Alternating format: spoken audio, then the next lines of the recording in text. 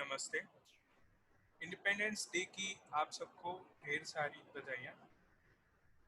आज स्वतंत्रता दिवस के इस मौके पर हम जानेंगे how you can achieve your financial freedom. इसका मतलब है आप कैसे अपनी आर्थिक स्वतंत्रता को प्राप्त कर सकते हैं। ये डिस्कस करने से पहले मैं अपने बारे में कुछ बताना चाहूँगा। My name is Hardik Thakkar. I am from निवेश प्लानर फाइनेंशियल सर्विसेज। मैं अपने क्लाइंट के लिए फाइनेंशियल फ्रीडम प्लान करता हूँ। इसका मतलब है कि based on the requirement of my clients need we help them to define the ideal investment and protection portfolio. तो आइए शुरू करते हैं। How you can achieve your financial freedom.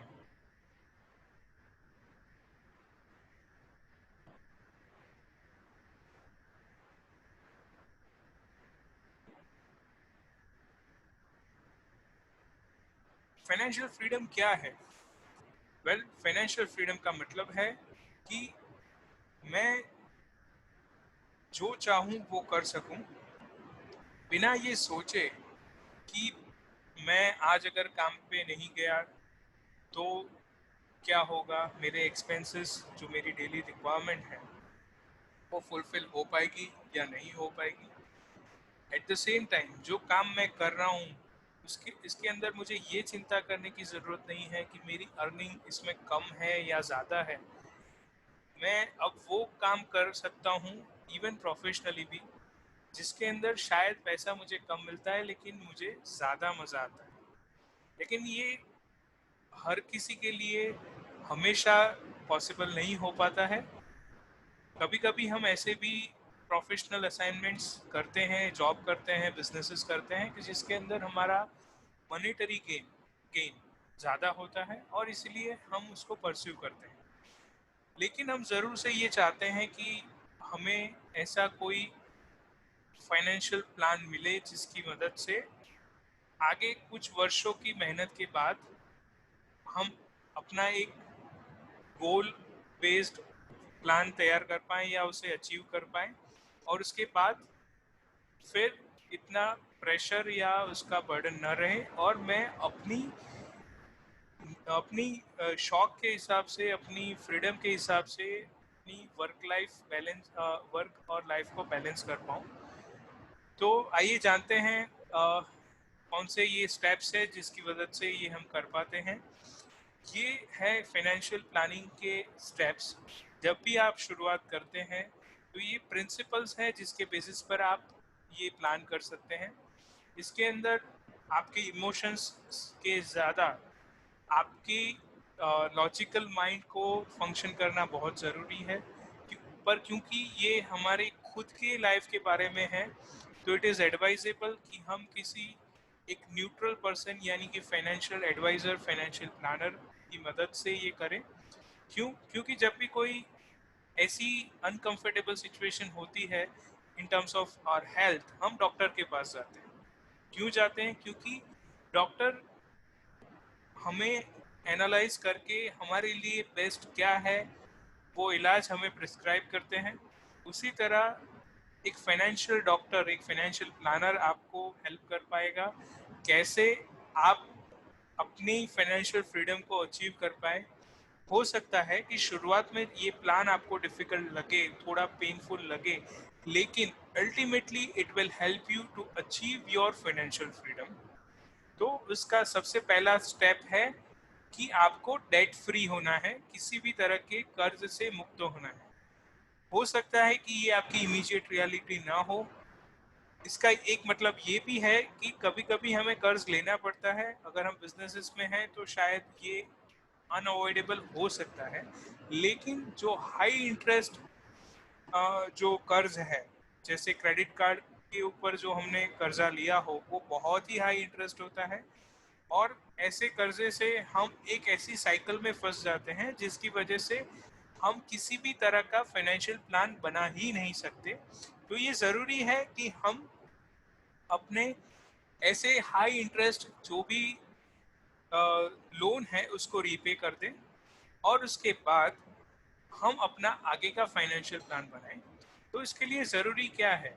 इसके लिए ज़रूरी है एक बजट बनाना। बजट का मतलब क्या है? एक सिंपल कागज़ के ऊपर जब हम प्लान कर पाए कि आने वाले 1 महीने में, 3 महीने में, 6 महीने में, 1 साल में या फिर लाइफ टाइम्स के अंदर भी बहुत सारे ऐसे एक्सपेंसेस हैं जो हमें पता है कि ये होने वाले हैं। और जब हमें ये पता है कि ये होने वाले हैं तो उसका बजटिंग करना, उसका एक प्लानिंग करना बहुत ही ज़रूरी है। इससे क्या होता है कि इससे हमारा एक गोल सेटिंग क्लियर हो जाता है कि हम किस पर्पस के लिए अर्न कर रहे हैं और अकॉर्डिंगली हमें कितना पैसा कमाना ज़रूरी है या बचाना ज़रूरी है। वो सब चीज़ें हमारे लिए समझना बहुत आसान हो जाता है।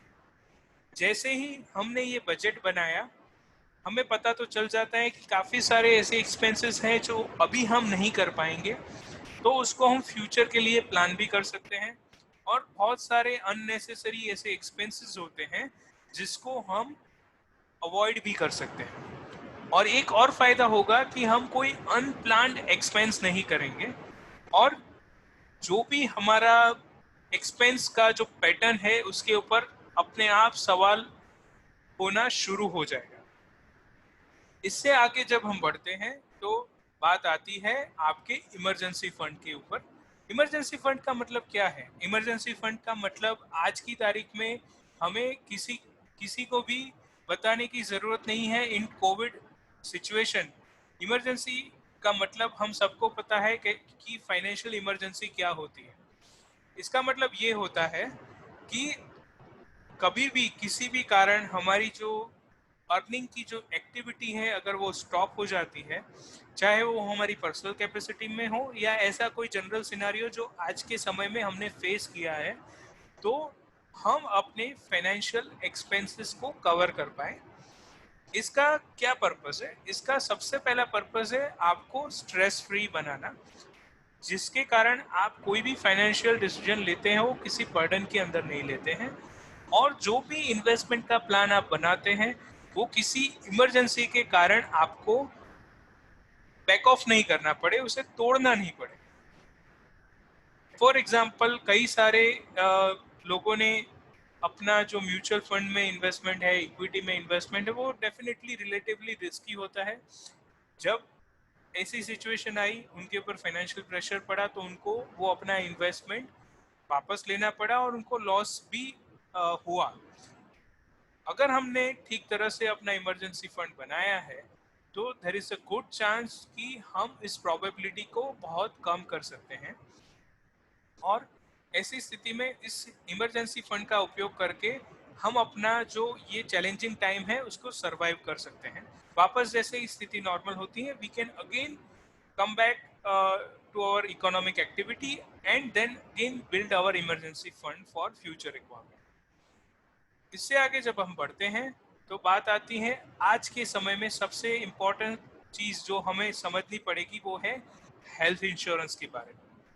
आज हमें किसी को बताने की ज़रूरत नहीं है कि हेल्थ इंश्योरेंस की इम्पोर्टेंस क्या है, क्योंकि जब हमारे पास हमारी लाइफ में ऐसी सिचुएशन आई कि मास लेवल पर लोगों के सामने ये पेंडेमिक आया, तो जो इकोनॉमिक चैलेंज आई टूवर्ड्स आवर हेल्थ एक्सपेंसेस, उसको कवर करने के लिए सबसे सही तरीका है हेल्थ इंश्योरेंस। ऑफ कोर्स इसमें एक बहुत सारी डिबेट हो सकती है कि कोविड में कौन से एक्सपेंसेस कवर है नहीं है, लेकिन इर्रेस्पेक्टिव ऑफ दैट, जब किसी के पास हेल्थ इंश्योरेंस है और अगर ऐसी चैलेंज आती है तो he can cover most of his और large part of his expenses with this and it is really important.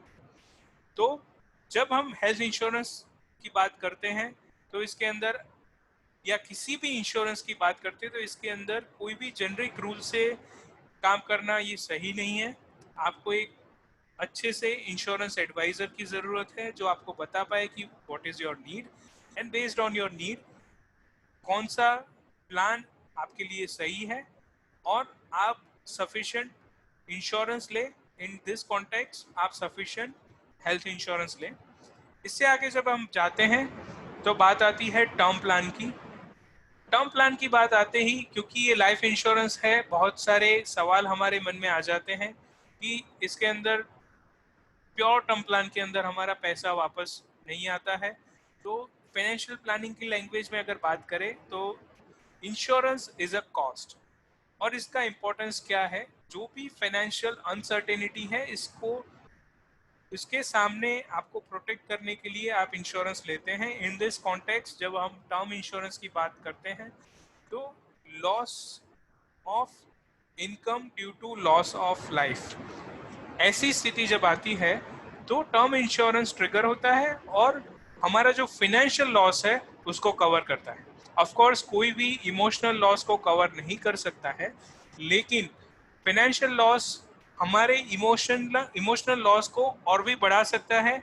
और ऐसा न हो, इसके लिए इट इज़ वेरी इंपॉर्टेंट कि आपके पास सफिशिएंट टर्म प्लान हो। अगेन, हमें थंब रूल के हिसाब से जाना नहीं चाहिए, हमें अपना डिटेल एनालिसिस करवाना चाहिए और बाद में एक सफिशिएंट टर्म प्लान लेना चाहिए। लेकिन जनरली आपके इनकम से 15 गुना 20 गुना सालाना इनकम का टर्म प्लान होना चाहिए। इसके ऊपर आपकी जो भी आर्थिक जिम्मेदारी है उसको कवर होना चाहिए, और आपका जो एग्जिस्टिंग किसी भी सेविंग प्लान का इंश्योरेंस है या फिर किसी यूलिप प्लान का इंश्योरेंस है वो अपने आप डिडक्ट कर सकते हैं। आप अगर नहीं भी करोगे तो भी इंश्योरेंस कंपनी इसको कंसिडर करके आपको उतना ही प्लान दे इंश्योरेंस दे पाएगी जितना आप एलिजिबल हैं।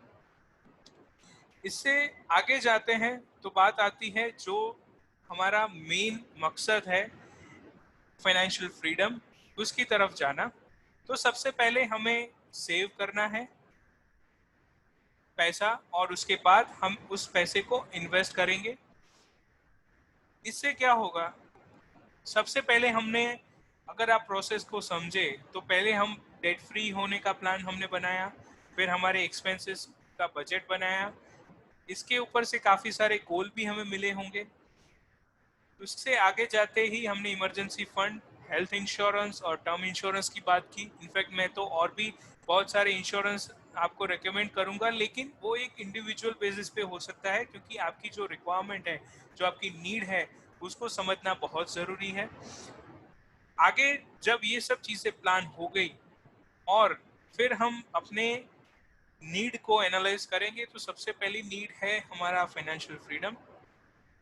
इस कॉन्टेक्स्ट में फाइनेंशियल फ्रीडम का मतलब ये है कि मुझे कोई कंपल्सिव इकोनॉमिक एक्टिविटी में न जाना पड़े, जिसे हम ट्रेडिशनल वे में रिटायरमेंट भी कहते थे।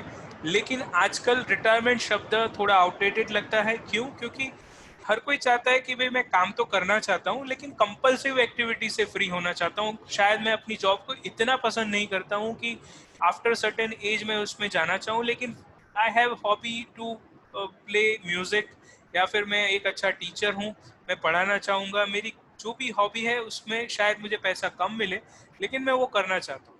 तो फाइनेंशियल फ्रीडम जब मिल गई तो मैं ये डेफिनेटली कर पाऊँगा। तो उसके लिए हमें सबसे पहले सेव करना है, इन्वेस्ट करना है, और उससे भी आगे एवरी ईयर हमारे पोर्टफोलियो को मार्केट सिचुएशन के हिसाब से रिव्यू और रीबैलेंस करना है। And there is a definitely a good chance कि हमें अपनी जो SIP है, हम म्यूचुअल फंड के अंदर करते हैं, उसको बढ़ाना पड़े। और एक वक्त आने पर हमें हमारा जो पैसा है उसको ऐसे बास्केट में डालना पड़े कि जिससे वो थोड़ा रिलेटिवली सिक्योर हो जाए और हम अपनी फाइनेंशियल फ्रीडम को प्लान कर पाए। क्योंकि पोस्ट रिटायरमेंट या फिर पोस्ट कंपल्सिव एक्टिविटी एक अलग तरीके की प्रोसेस होती है, जिससे हम उसको प्रिजर्व कर पाए और एक समय पर हमारी आगे की जनरेशन को ट्रांसफर कर पाए, जिसे हम वेल्थ ट्रांसफर या एस्टेट प्लानिंग कहते हैं। लेकिन ये सारी चीज़ें तब पॉसिबल है जब हमने हमारा फाइनेंशियल फ्रीडम प्लान बनाया हो तब।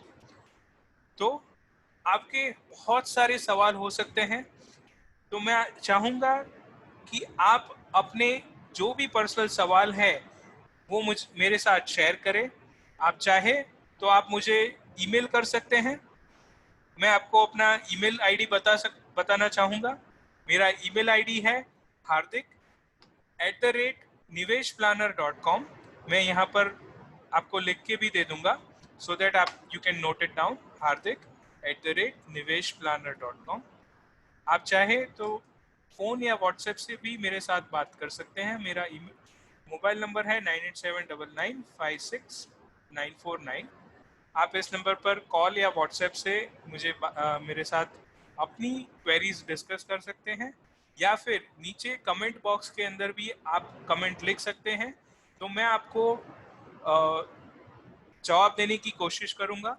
लेकिन एक चीज़ हमेशा याद रखिए कि कोई भी जेनरिक सॉल्यूशन के हिसाब से आप अपना फाइनेंशियल फ्यूचर प्लान नहीं कर सकते हैं। आपको एक अच्छे फाइनेंशियल प्लानर की, फाइनेंशियल एडवाइजर की ज़रूरत है। और कोई भी रेडीमेड सॉल्यूशन के हिसाब से आप अपना फाइनेंशियल फ्यूचर प्लान नहीं कर सकते। आपको इसकी डिटेल में जाना है, जिसके लिए आपकी नीड एनालिसिस होती है, और इसके लिए बहुत सारा डेटा है जो आपको शेयर करना पड़ेगा। लेकिन it is up to you, जितना डेटा आप शेयर कर पाओगे, आपका जो एडवाइज़र है वो आपको अकॉर्डिंगली एक बेस्ट प्लान सजेस्ट कर पाएगा। आज की तारीख में कई सारे क्वालिफाइड एडवाइजर या फाइनेंशियल प्लानर हैं जो आपको रिटर्न प्लान दे पाते हैं based on the data you share, और आप अच्छे से इसको प्लान करके एग्जीक्यूट कर पाते हैं, ट्रैक कर पाते हैं, रिव्यू कर पाते हैं। And I will certainly recommend those activity instead of simply purchasing financial product, क्योंकि कोई भी प्रोडक्ट खराब नहीं होता है।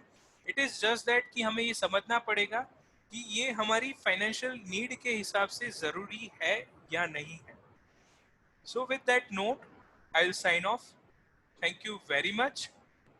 आप अपनी कोई भी क्वेरी मेरे साथ शेयर कर सकते हैं। नमस्ते।